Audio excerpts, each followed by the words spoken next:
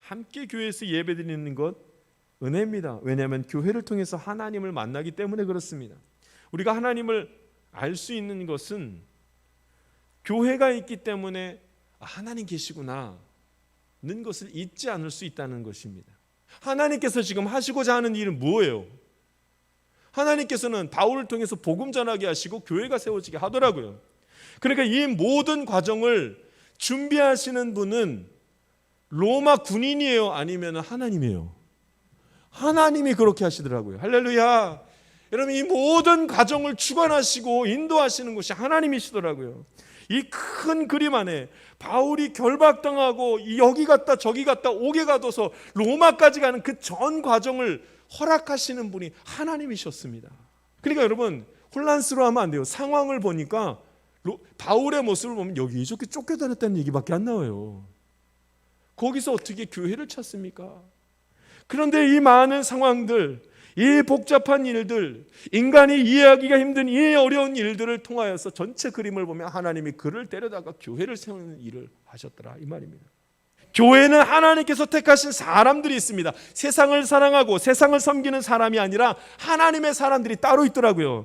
그러니까 여러분, 요즘에 교회가 많이 쇠퇴하는 이유는 하나님의 사람들이 교회 안에 없기 때문에, 그런 일, 사라지기 때문에 그런 일이 벌어집니다. 교회의 본질을 회복하기 위해서 필요한 사람이 있어야 합니다. 하나님의 사람이 필요하다는 얘기죠. 자신의 인생을 헌신하는 사람이 있습니다. 자신의 시간과 물질을 하나님 앞에 헌신하는 사람이 있더라는 거예요. 근데 여러분, 이들이 억지로 하는 것 같아요? 아니, 억지로 하는 사람은 아무도 없습니다. 하나님이 너무나도 좋아서 하나님의 말씀을 따르고 싶어서 충성된 자들이 교회 안에 많다는 거죠. 할렐루야. 그럼 여러분, 하나님의 쓰시는 사람들이 많으면 그 사람들이 교회 안에서 뭐 하는 줄 알아요? 가만히 있습니다. 가만히 있습니다. 하나님이 하시기 위해서는 내가 가만히 있어야 된다는 것을 아는 겁니다. 노아의 방주, 그 시절에 방주는 세상을 구원할 배를 말하지 않습니까?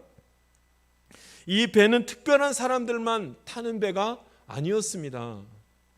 타고 싶은 사람은 누구나 타도록 만들어 놓은 큰 배가 바로 방주예요.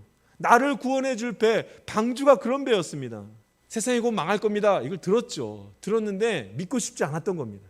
그래서 어떻게 해요? 전부 다 배 타는 걸 거절합니다. 스스로 거절합니다. 하나님의 말씀에 불순종하고 맙니다. 그래서 그들은 배를 타지 못합니다. 오직 노아의 가족들과 짐승들만 그 배를 타게 됩니다. 누구나 탈 수 있는데도 불구하고. 교회가 방주입니다. 그래서 교회에 오면 됩니다.